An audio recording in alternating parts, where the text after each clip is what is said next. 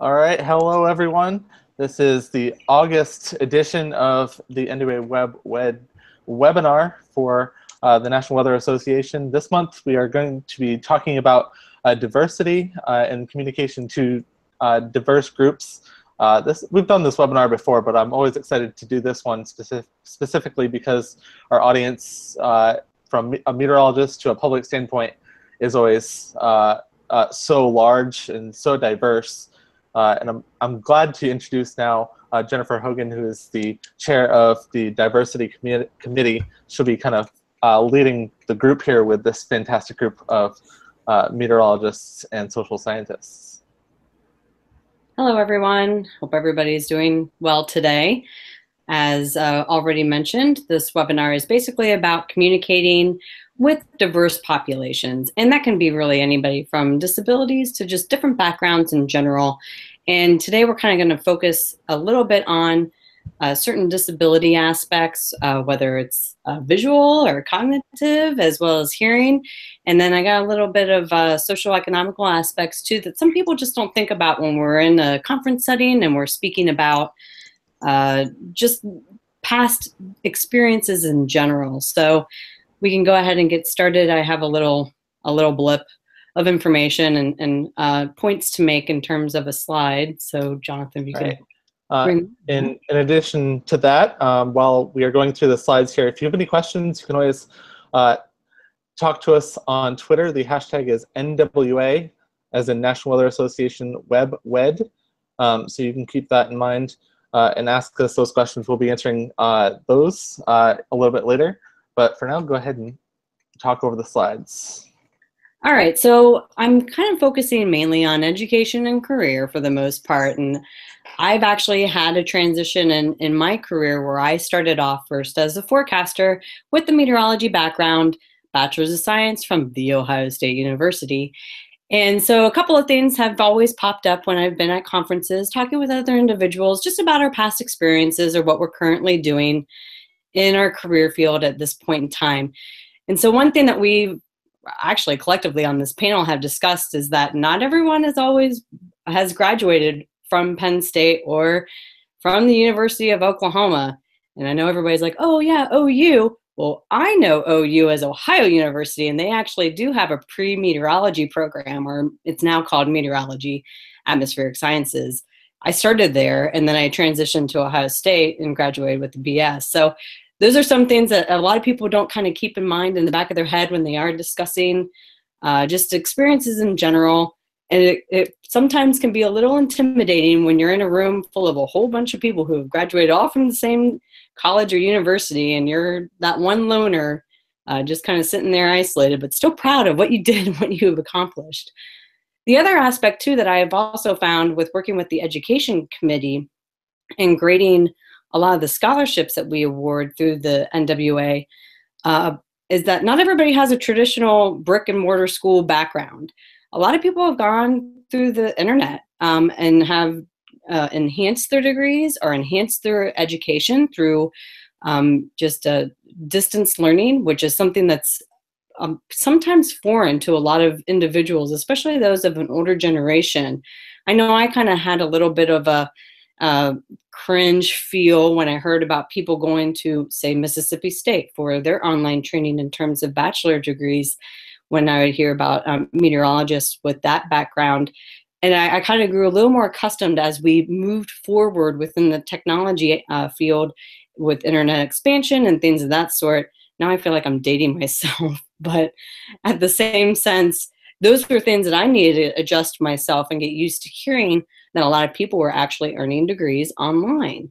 And the same aspect can still be taught and comprehended that way. So that's just another item that I've witnessed that we should just kind of be cognizant of when we're talking with others. And then the other thing too is that everybody's really smart in some way, shape, or form. And not everyone has a master's or PhD, and I can guarantee you, Scouts honor here, I will never be getting my master's or PhD in meteorology. I just don't have the gumption or the will, but kudos to all those people who have. And the other aspect that I have come to find is that people normally do respect that aspect, that item, that people, when I say, oh, I'm never going to do that, I just don't have the ability, the want, or the desire to do that. And they respect it. But some people out there really flaunt their, know-its and know-it-alls and their wits and knowledge about them. So just one more aspect to kind of keep in mind. The other aspect, or the other issue, that I've come to find too, and not necessarily in a discriminatory type practice at all, especially within the NWA, but within other fields or other joints, ventures, and collaborations. Like I said at the beginning of this little discussion here, I've actually transitioned out of meteorology, not completely, but it's not my forte anymore. It's not my focus on my everyday schedule. Unfortunately, I love forecasting, but I was still able to figure a way of kind of integrating that into my everyday daily duties, as now I have them with the Boeing company. Working with Dreamlifter operations, we still fly. Aviation is highly integrated within meteorology itself, so need to know all the information from forecasts to ceilings and visibilities, winds, all that other jazz. That's still important, and especially where we're located, where we have operations located, we still need to keep an eye on tropical activity. So they brought me in as kind of a subject matter expert, if you will, and people come towards me, but that's not my title anymore. Meteorology is not in my title. So with that in mind, some people kind of scan away when it comes to even collaborating with certain special projects that we could actually benefit from. So I guess in the long run, it just kind of keep an open mind when you're speaking with other individuals who may have that background, but no longer actually work every day and day in, day out forecasting. The other aspect too is that not everybody has a real strong financial background.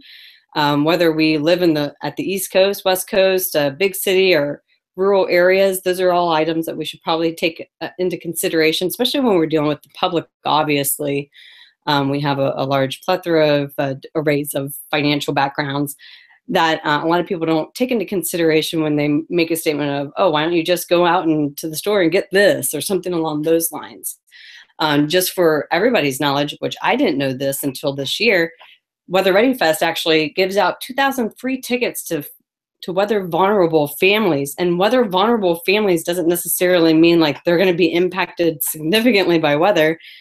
As Trevor will mention here in a little bit in his little discussion, a lot of people who have disabilities or disadvantages as well don't have the ability of being able to be aware of or be notified of certain weather situations that do come across in a certain community on a regular, repetitive basis. So that's just something to keep an ear out for when we're all having discussions in our friendly gatherings and things of that sort at our annual meetings. Another term real quick to bring up, which you'll hear again later, is this idea of hopeful ignorance. And I've done it so many times where I've been speaking with certain individuals and just kind of had a Freudian slip and just blurted out something that sounded good. The intentions were good, but it didn't make sense for that individual because it didn't necessarily help the conversation out because they were hindered by a certain aspect that I brought up. So again, that's kind of what this whole webinar is actually going to be about. And I'll go ahead and you'll see with your eyes, actually, what we're talking about here with hopeful ignorance when Alyssa does her little presentation. And with that, I'll just go ahead and either open up the forum to any type of questions, or we can just go ahead and move along to Alyssa's statement and slides that she has. I don't see any questions yet, but I've been to Weather Ready Fest I don't know how many times, and I had no idea they gave out free tickets. Yeah, I had no idea. Which is great. I mean, that's one way of being able to spread the word. And I don't know about you, but I like free.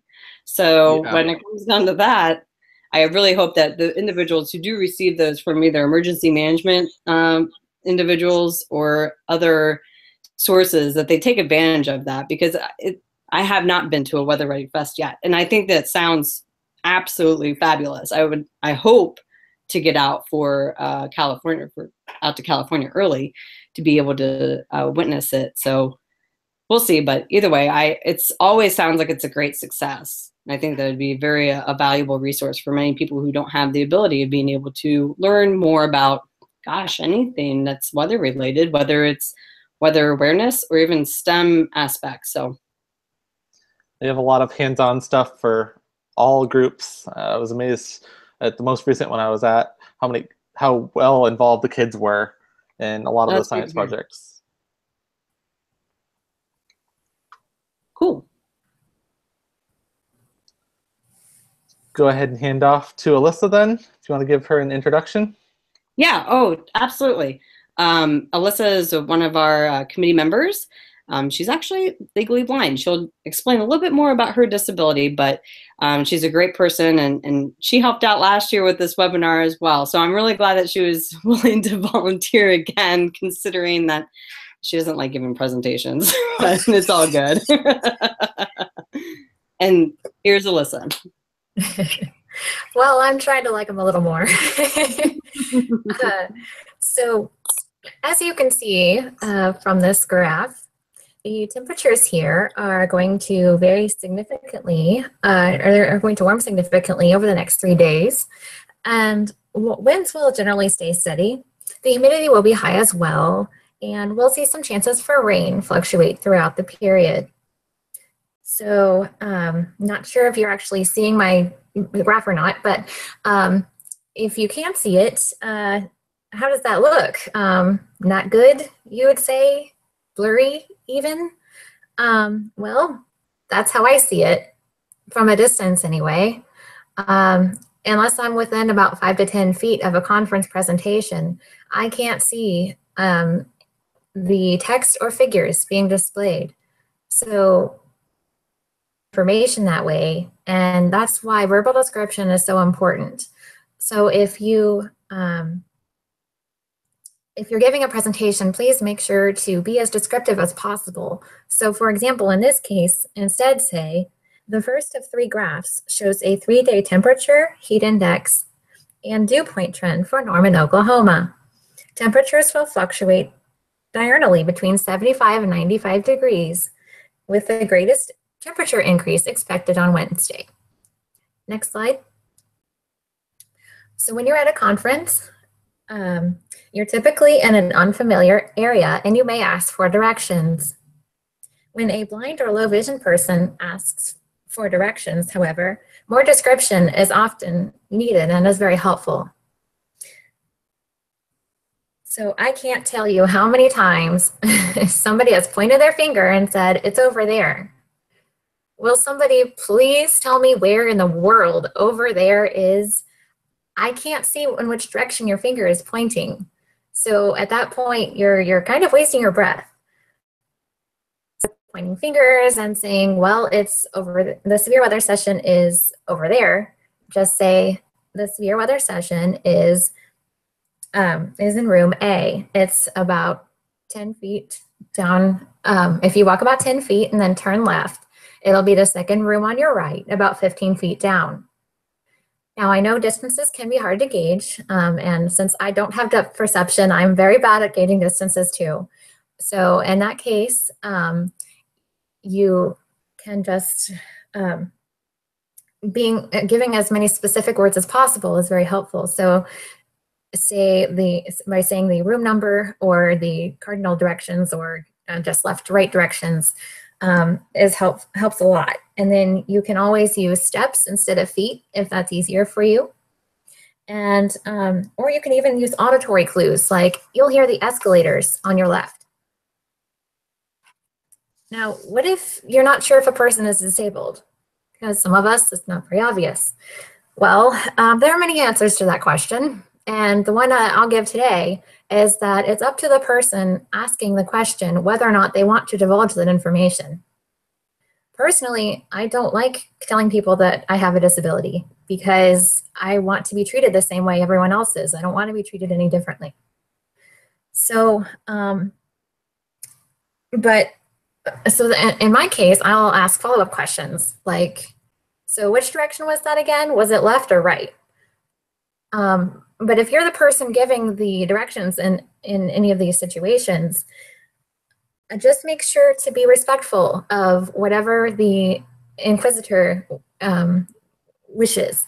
And especially, please ask before you give assistance and use physical contact. Next slide. So everyone drives, right? Wrong.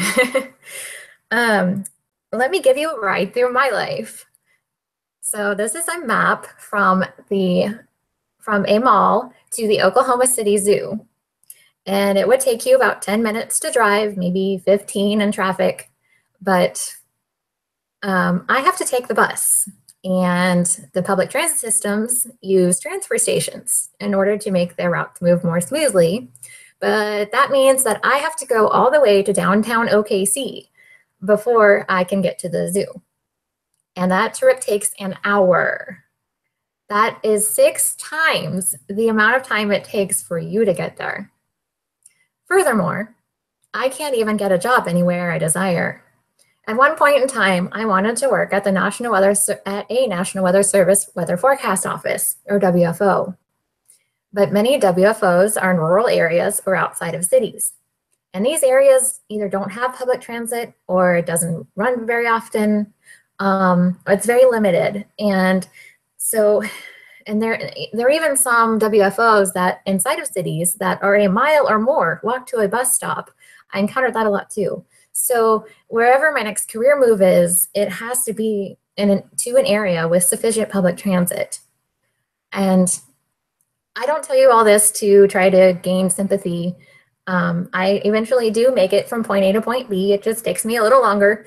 So I just wanted to give you a different perspective to show you what it's like in my life. And finally, Matt's going to talk a little bit about communication. So I thought I would just take a second to say, you know, it doesn't bother me at all if you talk about cars or driving. I'm a NASCAR fan, so I love cars and I love speed, so it doesn't bother me one bit. But keep in mind that some blind or low vision people may be sensitive to these or other topics. And that's all I have. Thanks.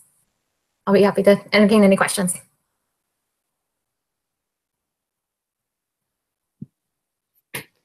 Well, I know I like telling the story of a phone conversation you and I had one time where we were talking about license plates and personalized license plates.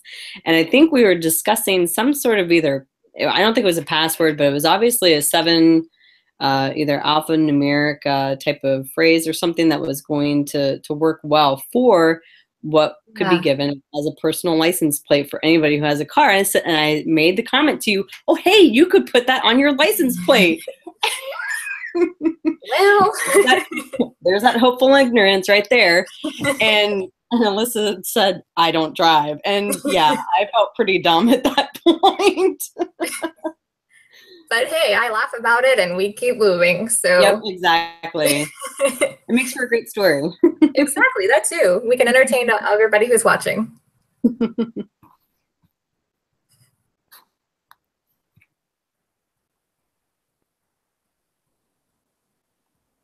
No questions at this point. One thing I'm seeing is our YouTube page where you can usually ask comments is pretty intermittent for me, so I'm not sure if that's working properly or not.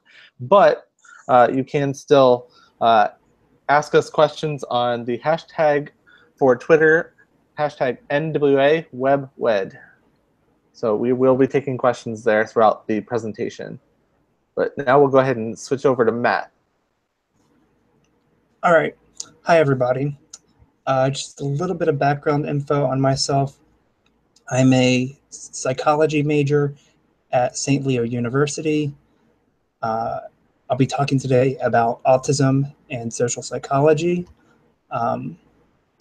Just a bit of advance warning, I am autistic, so I have personal experience with the things I'm talking about. And I'll go from there.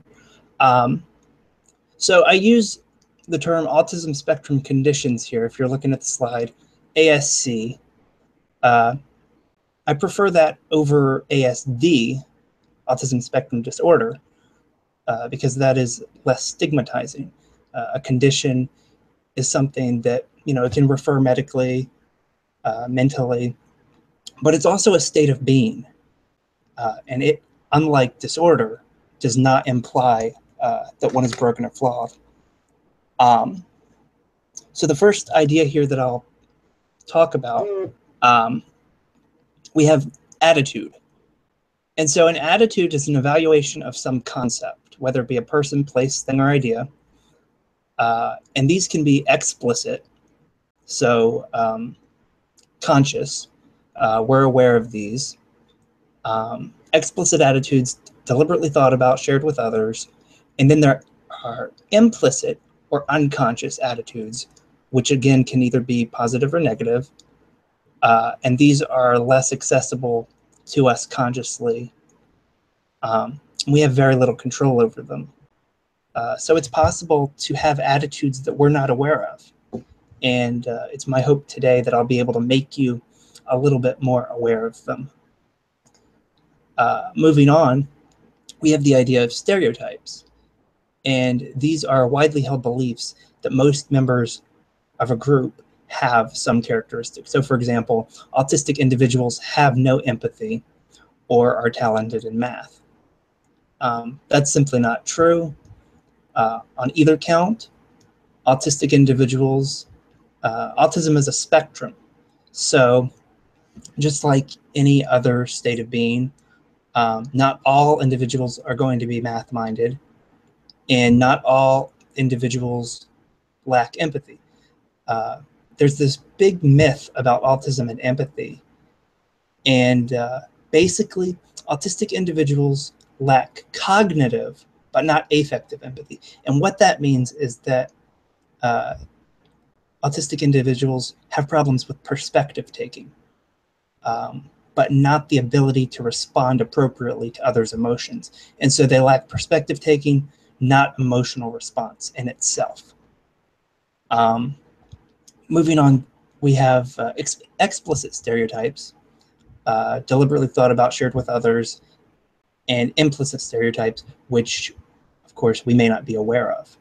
And I'll be talking a little bit about those moving forward. So social assumptions, we all have biases. We all make assumptions based off personal experience. People, for example, in interactions with autistic individuals, will draw on their experiences if they have them and generalize them to interactions with others. I've seen this. I know someone who once generalized experiences with their cousin in interactions with me. And, I'm obviously not this person's cousin. This person forgot that each individual is unique, and perhaps even more so where autism is concerned.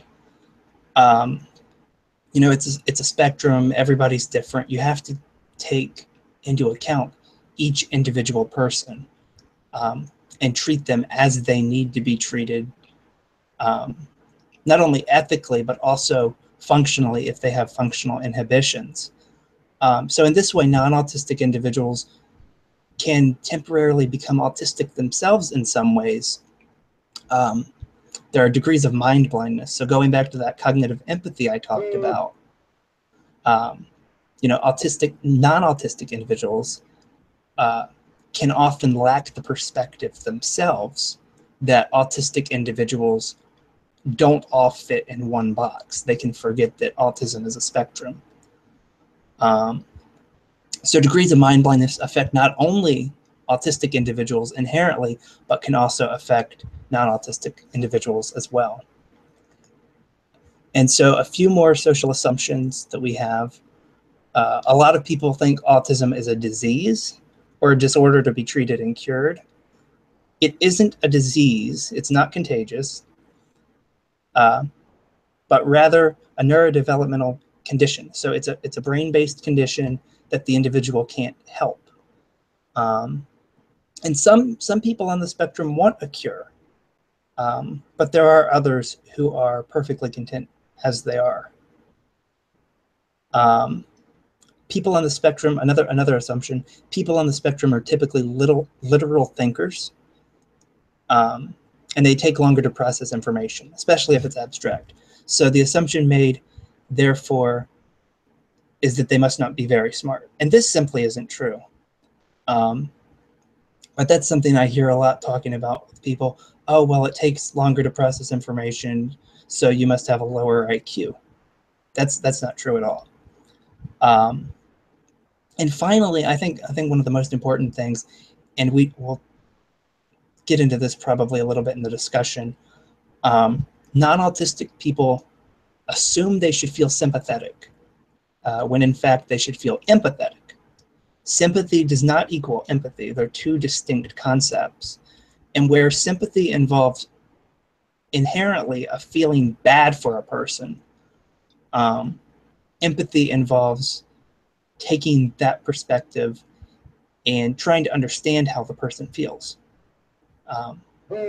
So you don't want to simply feel bad for someone. You don't just want to feel sympathy. Instead, you should try to imagine what they're going through. So exercise your empathy, and in this way you can help them. And it's important to remember that in helping them, whatever you do, it doesn't have to be overt. It doesn't have to be obvious.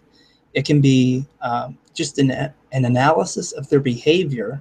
And so you say to yourself, okay, what am I doing that is potentially problematic for them? They don't even have to know that you're helping them. You can just change your behavior in subtle ways. And it'll go a long way towards helping them in your interactions. And this goes for people who are blind, who are deaf. It's not just autism, it's any disability or neurological condition. It's any state that makes somebody different. And so we'll transition off to Trevor. That's all I had. Thanks, Matt. Yep. And I think that's actually going to segue perfectly into what I was going to talk about. I'm here to. My experience is really pretty much with the deaf and hard of hearing community, and you had mentioned that people aren't really trying to do this. And Jennifer mentioned it as hopeful ignorance before, and I think you did a great job of defining that. In my experience, there's a lot of people that don't think that they do it. They're not aware that they're doing it, and I think a lot of times you have conversations like this about trying to truly communicate with diverse groups. You think that, well, I'm not doing it, but how can I help, other people not do it so explicitly? And so I think that jumps into this "When Thunder Roars, go indoors" slogan, because I think everybody in the weather community who has ever used that slogan is doing it without being aware.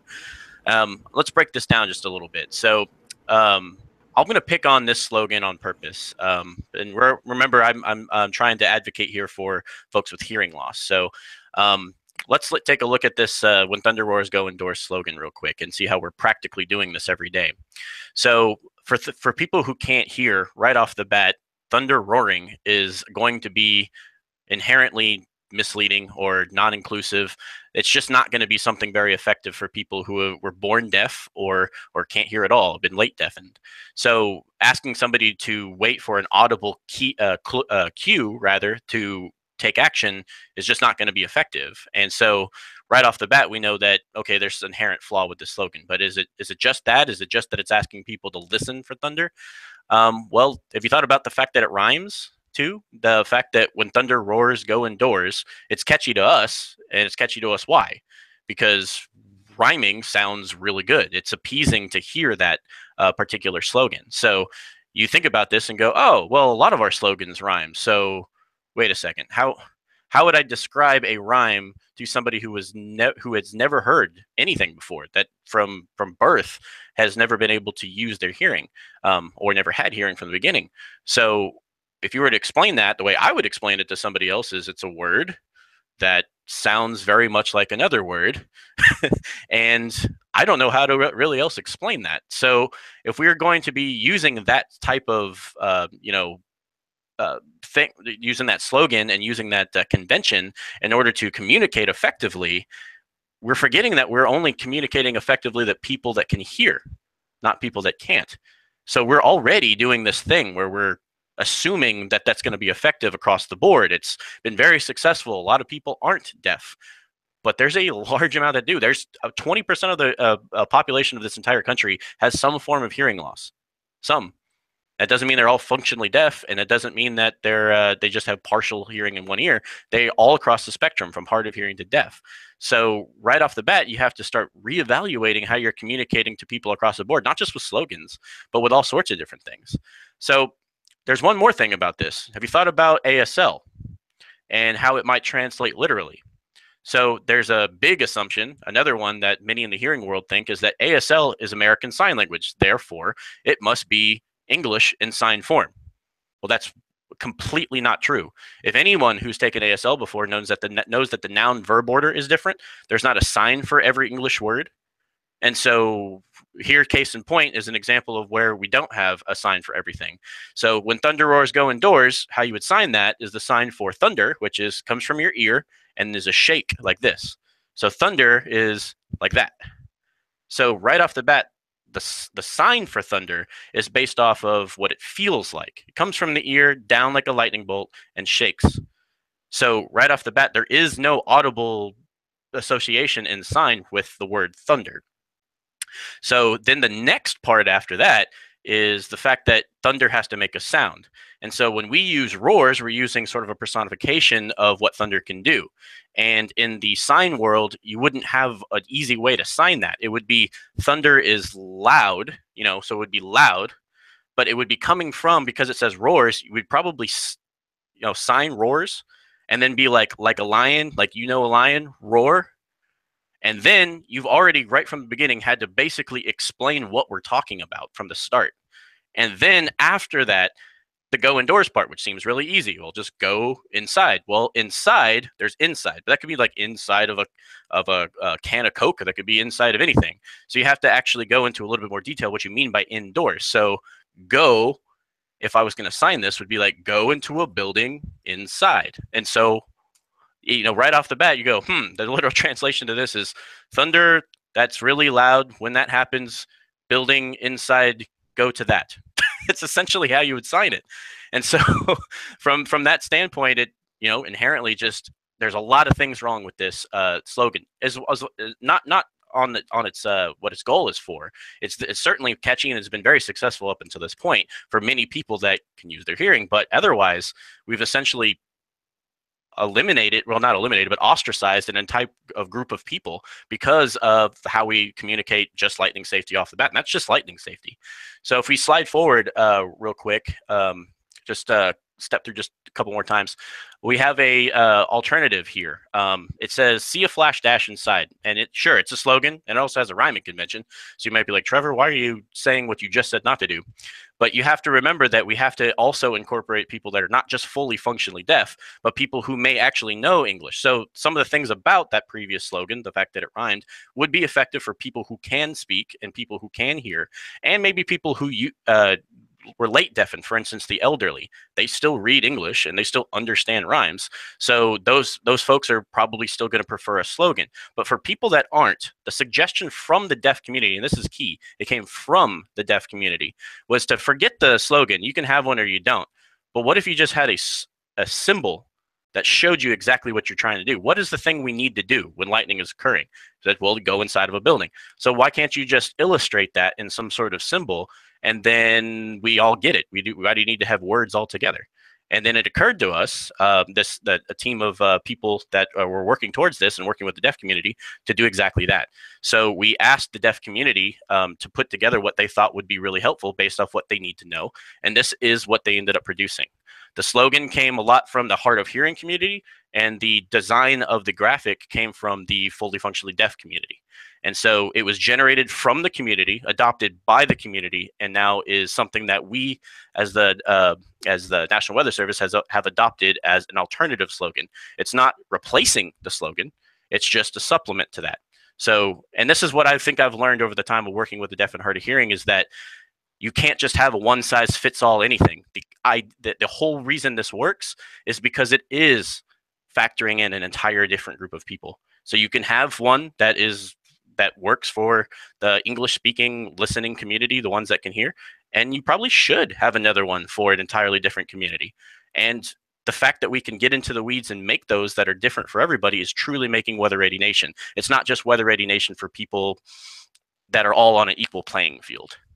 So moving forward to the next slide, I wanted to capitalize a little bit more on some of these assumptions that the hearing world has of the deaf. And one of those assumptions is, can't they just read captions on the news? I hear this all the time. Literally every presentation I get or give for the advocating for the deaf is that, well, there's captions on the news, so what's the big problem?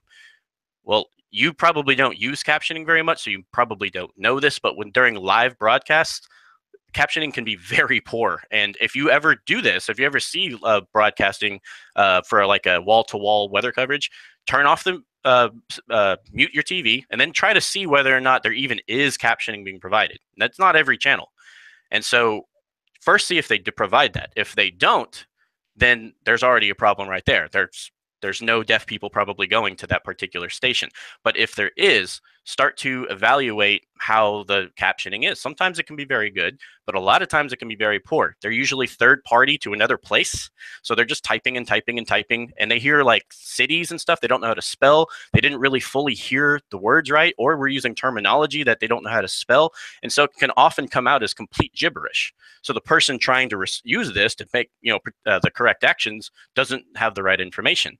And the other thing too is that people who are born deaf, written English is definitely their second language. It's not something they learned when they were, in kindergarten or first grade. They learned it quite a bit later. And so we're asking people it would be like me learning how to speak Spanish in a year. And then, okay, now that you know how to speak Spanish, you only get weather alerts in Spanish. That's it. And that's just because you know how to read it a little bit. So just because you can do it means that now you have to rely on it. And that's just not fair to ask. So on the next slide, another assumption I wanted to talk a little bit about was that's a small population of people. Well, that's definitely not true. I already said before that 20% of the entire population of this country has some form of hearing loss.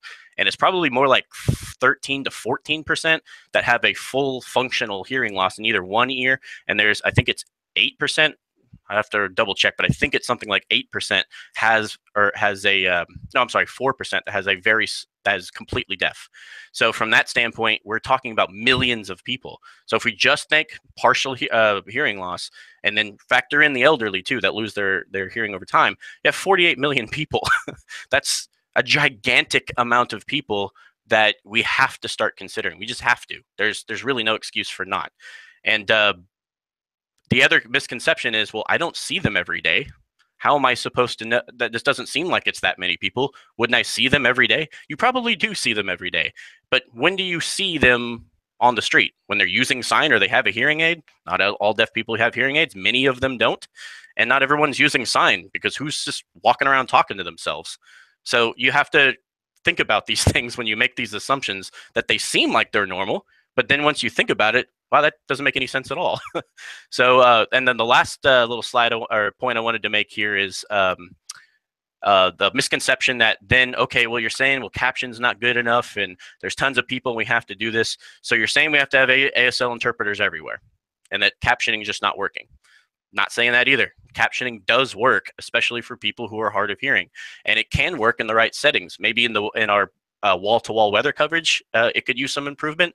But when we're talking about captioning for like a conference, that can be extremely helpful for people who have a hearing loss. But we would also need ASL, because there is a difference between being fully deaf and being hard of hearing. And that's the point I'm really trying to make here. When you were born deaf, you learn ASL before you learn written English. And because of that, it's not that simple, because the noun verb order is differently. There's not signs for every word, like I said before. So it's not that easy to just start reading English especially if you're younger and just learning it. And then people who lose their hearing over time, like I said here in the last point, they can understand English just fine, but ASL, they don't use. They have no need to. They can read everything they want. So there's two completely different groups of people that have different needs, all within this realm of hearing loss. So once you start assuming things like, oh, well, people with hearing loss, they need this and this and this. Have you asked them what they need? Do you know what technologies are available? And do you know how much they cost? Because that becomes a huge deal as well. So those are all the slides I had, just to kind of tease a whole bunch of different points. But I figure at this point that we could, now that we've all made our points about our different backgrounds, that maybe we could talk about, how maybe things that you didn't know, any questions you might have, or, any work that might be, maybe some considerations for work that we could do moving forward. I've got a question for everyone. You talked about the need for an extra symbol for a certain set of population. Is there a need for a slogan or a tool that would branch out to everyone, or do we lose information if we do make a slogan or a graphic or some sort of medium that fits everyone? Well, I think the point I was trying to make is I don't think there is such a thing, and trying to come to that goal of something for everybody is probably missing the point. I'm curious, and I just don't know, maybe there is something. What is an example of something like that does work across the board that everybody universally understands? I don't know of one, and I don't mean to put you on the spot to answer it, but it's something to think about. Is there something currently anywhere that is universally understood? Because you see, even with like national addresses for something like a tragedy of some kind or a natural disaster, there's somebody signing in the background. There's captioning available. There's people that's being translated into Spanish. So is there something? I don't know if there is. I don't know if maybe that's the wrong way of thinking, actually. And maybe the new way of thinking is probably to dive into these communities individually and focus there and trying to figure out a way that we can do specific targeted types of Weather Ready Nation campaigns. I don't know how the rest of you guys feel about that. I would have to say that I think the best way of learning about anybody's specific issue or needs, wants, desires are normally best when communicated directly with that individual. So assumptions can be good to a point, obviously, but most of the time when you're dealing with a fairly small population but broad, and I'm not talking about deaf and hard of hearing, I'm just thinking minority in general, I would think that you probably even get like certain subsets within some of those minority groups that would probably react or think differently. So getting into the weeds, but speaking in a general term for them, that you'd have to go direct. I think that's exactly what you're advocating.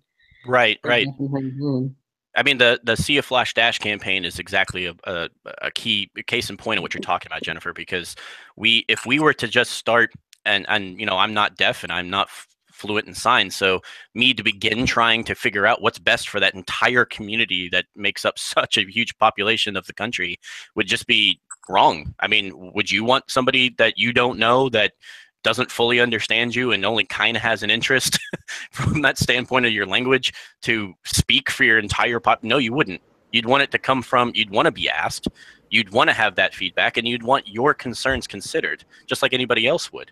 So from that standpoint, assuming things for an entire culture of people just wrong. It's just not right. And so we have to take that effort. It's not easy either. And there's a lot, and I think we talked about this, before this presentation, but there's a lot of anxiety, I think, from approaching a group of people that you have a communication barrier with.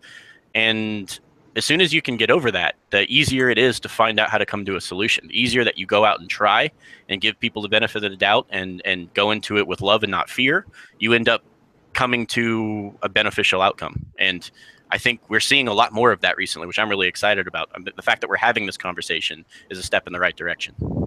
Agreed. And I was just about to say earlier that really these talks, this discussion, the whole premise behind even the diversity committee within the NWA is for awareness. Mm-hmm. You can't start to do what you're asking others to do or even get to that point of advocacy unless you're aware of it. If you don't know, then you're oblivious to your surroundings. Mm-hmm. And some people choose to live that way, and other people, like you said, are really curious and have that want to learn.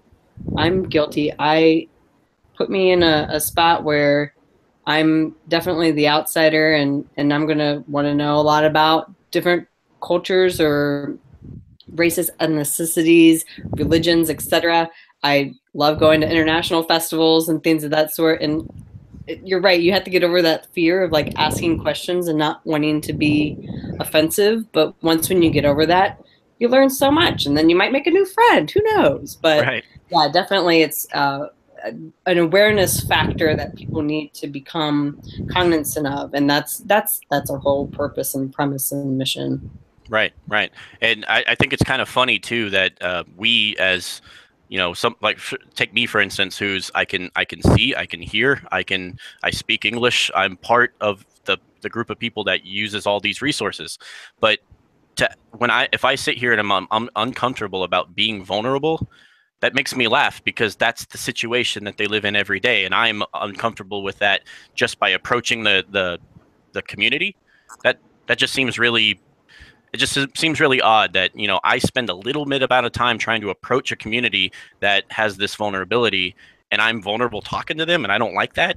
I have to get over myself. I have to realize that I need to put myself in their shoes and then go, you know what, this is my little bit of uncomfortable with this. If I can just get over that little obstacle, we can start working towards a solution. And if that's the one thing that's stopping this, then we definitely, if there's any message to come out of that, is just get over that. We need to be getting over that. But there is other more practical reasons why this isn't moving forward as fast as it is. And one that we didn't talk a lot about, but you did touch on this, is cost. And I didn't add this slide because for brevity's sake, but there's in the campaign that we have with the Deaf and Hard of Hearing and the Weather Service, is we're advocating for people to get weather radios still, which inherently makes no sense because why are you going to listen to a radio broadcast? But at least it can be in something that notifies you. And certain model radios actually have attachments for strobe lights and bed shakers, so they can at least wake you up. And so from that standpoint, we're like, great, we have a solution, except that in order for you to get all of these things to make it fully accessible to the deaf and hard of hearing, you have to purchase each one of these parts. So the radio plus the bed shaker plus the strobe light plus the little thing that allows that to happen, the little cord, that's over $100. And yet all of us hearing folks get to buy a radio at anywhere we want for somewhere between, you know, $25 to $40, depending on where you get it. And so what we're asking people, which really bothers me, is in order for you to get the exact same surface that people that are hearing it, you have to spend almost 4 times the amount. That's just awful. And I think anybody that hears that goes, that's not fair. Well, no, it isn't, but nobody's doing anything about that. So we need to be able to, as a community, identify that that's a problem and figure out how we can start solving that. And that's a case in point of where, you know, it's a practical thing. It's not just a wouldn't we be nice, it's a we need to do something here because that's just not right.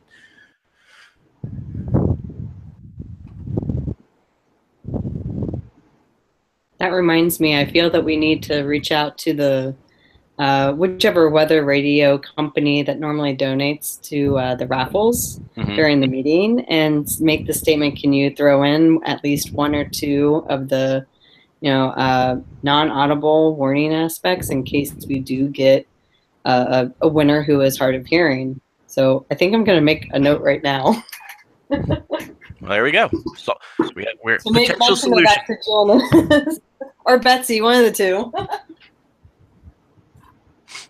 And there's ways that can happen on a larger scale.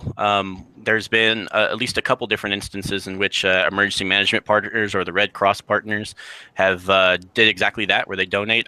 One of my colleagues, Jennifer Sari, down in Huntsville, Alabama, she's basically led the entire state on many different Skywarn presentations, and she partners with the Alabama Department of Health Services, I believe, or Rehab Services, that's what it is, and they provide those radios with those attachments in every one of her trainings. So that's just an example of a partnership, which is, you know, the crux of Weather Radio Nation, is building those partnerships and making those ambassadors.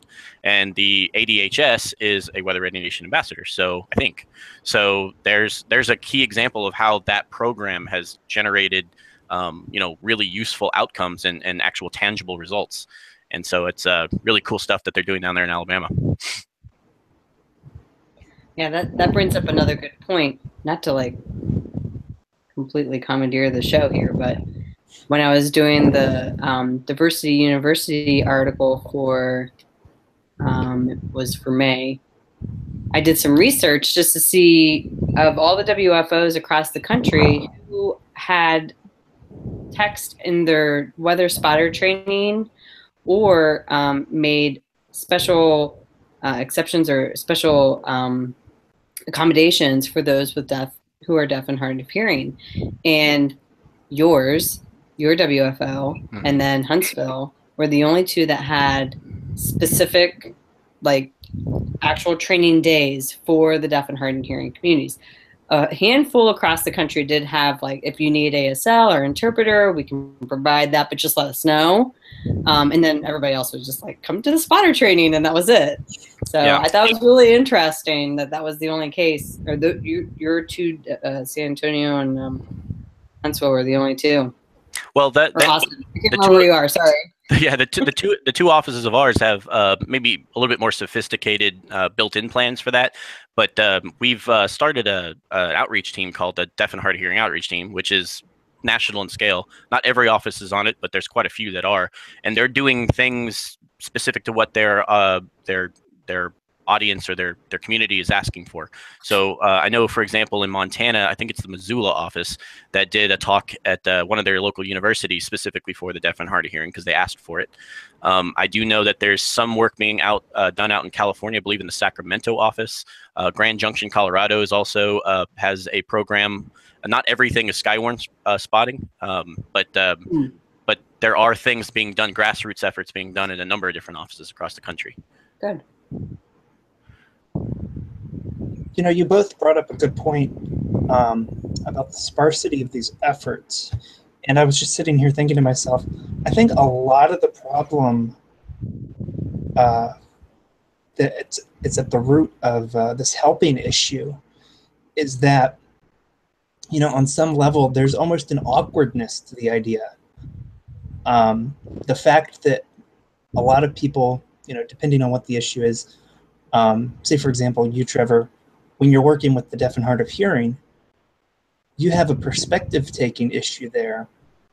You know, I think a lot of people, you're able, obviously, you've gotten over that very well. I think a lot of people, though, they don't know how to relate to the individuals. Mm-hmm. I see this a lot with autism, I bet. where, you know, the person wants to help, but it's like, you know, I hate to say it because it's a total stereotype of the autism community. But the stereotype there again is that they're living, you know, behind glass walls. You know, you just can't fully connect with them. And I don't feel that's as bad an issue in autism as it was. I think a lot of people, you know, are getting over that. I know I'm working with the Gray Maine WFO. They actually are doing a safety program, weather-related safety program. And I've been doing some work there. But it's figuring out, how do we connect to these individuals that we're inherently different from? How do we relate to their perspective when it's inherently impossible to truly relate? You know, it's impossible for someone without autism to imagine what a natural mind blindness would be like. You know, someone who's not affected by this issue can't imagine what it's like not to be able to easily take someone else's perspective. And so, you know, they have a relatability issue there, and it becomes actually kind of circular. But, you know, we get this issue of awkwardness, I feel, and it's overcoming that. That's half the battle. Yeah, that's exactly right. I don't know if that's something you can even do. I do know that in a lot of the situations, presentation-wise, that have floored me, have been when especially in the hearing loss community, when I see a deaf person tell me a story about how scared they were in a tornado environment or in a severe weather scenario, because when they're telling me the story, they're telling it to me in ASL most of the time, and that's a whole different way of communicating. It's extremely visual, and it's very much based off your emotions at the time. So for me, you can tell me that it's a problem, but I understand it's a problem, but I don't really fully get it until I see the person have to go through this scenario where it's really hard to tell somebody that I'm scared and actually at the same time feel that fear. But when they do presentations, and this is what I really like about the deaf and hard of hearing community, is that when they do presentations, you definitely understand that part of it. You may not get the actual words, but you don't even need to know ASL to understand what they're going through as far as being in a fearful, chaotic environment. We've all been through those. So that part, it's trying to establish what is the commonality between all of us, and really regardless of what your disability might be, or your whatever culture you're a part of, we all have some common experiences, and those common experiences can be brought down to some common denominators, like fear. We know what that's like. Being scared in a situation, not having the information that you need, not knowing what the right answer is, a lot of different things like that. So it just becomes, and it's not easy. It's not easy putting an entire group of people in, especially an audience at a conference. How do you make them just for a second feel that? Right. And so that you can now have their attention and now start to talk about what it's like, defining what it is, and speaking in a science term. That's one thing that I think what I'm really proud of is that all of our conferences in the professional realm now are identifying this diverse groups, and there's panel discussions coming in each one of the conferences now. NWA is going to have a vulnerable populations panel discussion that's going to talk about a lot of this stuff. So we're definitely bringing it to the table, and I think each time that we do this, the more often that we do this, I think we're going to be encouraging more people of those backgrounds, like Alyssa, for instance, to and yourself, Matt, to come to the table and talk about this. And that way we can really be listening. These are not just people we don't know. These are our colleagues. These are people we talk to every day. I hate to break up the party here, but we're calling up on an hour now. That went very quickly. This specific webinar is always a great one that comes around every year to have. I always learn so much because I don't fit into any of these categories, so it's always interesting to learn a little bit more. Unfortunately, we haven't had any questions, and I'm not sure exactly why. I know YouTube was having a little bit of a problem, so if you do have one of these questions. I had one, actually. Okay, go for it. A guy on Facebook I know was talking to me about autism and the workplace. There's a lot of discrimination. And while there are laws, I mean, we've got the Americans with Disabilities Act, discrimination interpersonally, with some of these biases is still something that a lot of people struggle to get through and get past. As I'm sitting here, I'm trying to think of a good way to answer the question. How can these people find jobs? And I was going to actually forward this question to Trevor for a perspective from the deaf and hard of hearing community, because I myself was curious. I know obviously there's a lot of stigma around autism in the workplace, but I wanted to extend it outward. What is the take from the deaf and hard of hearing community? As far as like working with in the workplace, what kind of stigmas they get? I don't have a ton of that. I have heard a couple people try to explain that to me. Not being somebody who works with a deaf person, I have worked with hard of hearing folks before. I've had coworkers approach me and talk to me about the warning desk and how that works. So in a WFO scenario, there's a lot of noise. So there's a lot of chatting, there's a lot of yelling over each other sometimes, and a really well-oiled machine, it's organized chaos. And so there's a lot of, hey, you need to know this, hey, everybody needs to know that, and a lot of talking. And this particular individual reached out to me and said, can we work on direct communication during that? Because I'm having a really hard time picking out what's going on and getting the right information. And this this person has a complete loss of hearing in one ear, but not the other, and the other has a hearing aid. So from that standpoint, it never really occurred to me, even somebody who works with the deaf and hard of hearing, that would have been an issue. So now it becomes like, how do we bring this to the table without singling out that person, and working to have a better communication environment. So that's just one example, but I do know that exists, where there's misconceptions. There's a lot of people assuming, hey, you're deaf, let me talk loudly at you. That's something that happens a lot, and so stuff like that occurs every day. But I'm sure that it'd be better hearing it from an actual deaf person or somebody with hard of hearing to talk about what they experience every day. But that's more or less what I've experienced working with other folks like that. Okay. Yeah, I know a lot of, like I was mentioning during my slides, the assumption is that people with autism are very literal. And so you get people almost being, very condescending towards them in the workplace. And that there are a lot of issues with internalized, you've got internalized stigma, basically, where they start to feel very badly about themselves because of those issues. And so, those are issues as well. And I was just curious about your perspective. So that's good. Yeah, and from that end, I think I understand your question a little bit more. But I think from there, it's I think this person didn't say this in front of the whole office. This person said this to me, and they've been working in this office for, not this particular office, but they've been working in that office for a number of years and never brought it up. And it was because of my background working with the deaf and hard of hearing that they thought that they could at least talk to me about this, that I would understand. And I understand it completely. And I said, why didn't you bring this up before? And it was, well, I didn't want anyone to be doing things specially for me, but I figured this might help the office altogether. Like, it's a fantastic idea. It's doesn't just, not just because your consideration's there, but it'd be better to enhance our communication.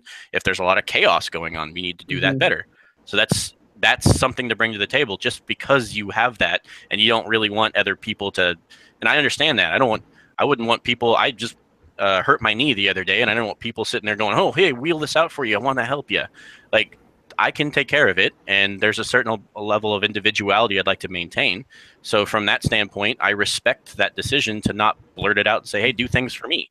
So if it is something that benefits the whole office and there is a consideration to take place, then it absolutely should be considered. And it's just a shame that person doesn't feel comfortable sharing that with their coworkers and things like that. And I get it. I wouldn't ask them to. So it's one of those things where, if it's not just truly, oh, well, everybody raise your hand and tell me what your special consideration is. No one's going to do that. Who would? So it's, something like that. Real fast, I had a similar experience with one of my coworkers remotely. I'm a virtual worker, and this individual was working in Charleston, South Carolina at the time. She's now in Oklahoma City, still at the Boeing company, and we were in the same meeting together, and it was on Skype or Link, or it was an IM meeting basically. And so she is hard of hearing. And nobody in the meeting knew this. And so somebody far in the conference room, like on the other end of the microphone, wasn't speaking up loud enough. And so she asked if, so-and-so could get a little closer to the microphone so she could hear. And it happened on several occasions. And so I asked her, I said, hey, are you having any issues with your audio and your link system? Again, I don't know this woman from Eve anywhere. And she goes, well, no, I actually have a hearing disability. And I said, oh, okay. So what I ended up doing was we talked about it just real briefly. And I let the moderator or the host of the meeting know that, so that he could at least gather in everybody towards the microphones, as opposed to, just imagine a very large conference room and a very long table and then only 2 mics being in there. That's pretty much what it was. And so he was able to gather everybody close to the microphone, so she was able to hear, because she had something to contribute to the meeting, but she couldn't hear very well when people were too far away, not being able to, so she wasn't able to hear talking about information that was important to the operation. So yeah, definitely people need to speak up, but they have to feel comfortable with doing that. And again, I think it's just that curiosity phase that brought me into play and asking because I wanted to help. I got one question coming in on YouTube. This question is, should our field start to focus more on training for the future, or we emphasize more on graphical forecasts? And they use the example of for training more bilingual meteorologists.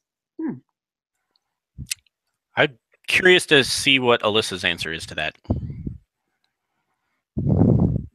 Because the follow-up question he gets is, do we emphasize more on graphical forecasts? Is that the correct answer? Well, I do work for the training division, so I have a two-sided opinion on this one. So from a training standpoint, yes, we definitely want everybody to be able to access and understand our training. And if we are hiring more bilingual or people who don't speak English into the weather service, then sure, we need to make sure that those employees have the tools that they need in order to do their job. But I don't think that we should go toward more graphical training because then people like me who are visually, I mean, detailed description of what was actually on those graphics. So from that standpoint, which is kind of what you just touched on, is that I think an emphasis is needed on acknowledging all these different groups, and then from there, because right off the bat, the question, I know that's not what was intended, but the question sort of already gets to, so based off what you're telling us, we need to do this, and well, we didn't ask any of the other like cultures and the entire populations. We haven't gone in there and done that. And I'm curious, and I just don't know, this may already be happening, but I don't know how many of our general like social science research that we've done on number of things like HasSimp or any of those things to improve our communication. I don't know how much of that, and I hope it is being considered, but I don't know how much of that is considering visual impairment and hearing loss and autism and all of these things, and having subsets of the population testing these things out too. I just don't know, and it's just ignorance on my part, knowing not being in that community exactly. So, but if it's not being done, then I think it was something that absolutely should be done. And so maybe the answer for a community is graphical forecast, but another one isn't. And exactly. do we have these? Can we be consistent amongst all these different ways that we did it? And I know that Gina Yasko, she had mentioned that before, about how consistency doesn't have to look the same and doesn't have to sound the same. It just needs to be the message the same. And so I think that's really true. I think that's something that, and this is a case in point of that, is that it doesn't have to sound the same because not everybody can hear it. And it doesn't have to look the same because not everybody can see it. So it needs to be a consistent message that considers all of these different, and I know that it's frustrating as a scientist to go, well, that's not something we can do tomorrow. No, it isn't, but we can start doing it tomorrow. We can start trying to figure this out tomorrow. So it has to be something where we aren't scared of it being hard, and we need to take it on and figure out how to make this a solution before it becomes too hard to solve, becomes too big of a problem to ignore. I wholeheartedly agree. And I hope that policy leaders in the NWS and in the weather enterprise in general start taking these things into account. I think they are. I think that's the encouraging thing, is I think that we're starting to see that. And I think a lot of that has to do with things like this. I think it's bringing it to the forefront at our conferences and stuff like that. And it's really encouraging to see that now. And thanks to the NWA for giving us a platform too. Absolutely. On that note, I want to give each one of you an opportunity to share where our viewers can contact you to learn a little bit more from you. Go ahead and start, I guess, with Trevor. Okay, well, I'm also the social media committee chair for the NWA, so the best way to get a hold of me is social media. My Twitter handle is @ZombieTrev5K, ZOMBIETREV 5K. Or else I'm on LinkedIn or anything like that. My contact information is on the social media committee page on the NWA website. Matt? I'm best reached at Twitter as well. My handle is at mbolton, WX, so MBOLTON WX. Or I can be reached at, through email, and that's going to be matthew.bolton@email.stleo.edu. A little bit of a long address there. Jennifer? Well, my contact information is also on the NWA Diversity Committee website. My email address, that's really the easiest way of getting in touch with me, is just Gogan, G-A-N, Jennifer, Jennifir, 14 @gmail.com. Alyssa? You can reach me at my NOAA.gov email. So it's alyssa.bates@noaa.gov. All right. One last thanks to everyone here on the panel. It's been a great discussion, and thanks for the couple of questions that came in. You can keep those coming on the hashtag NWAWebWed, and we'll watch that over the next half hour or so. Again, thanks for everyone who has been with us today. Our next webinar will be just after Labor Day, I believe, a couple days afterwards, and we hope to see you then. Have a great day. Thanks, Jonathan. Thank you. Thanks.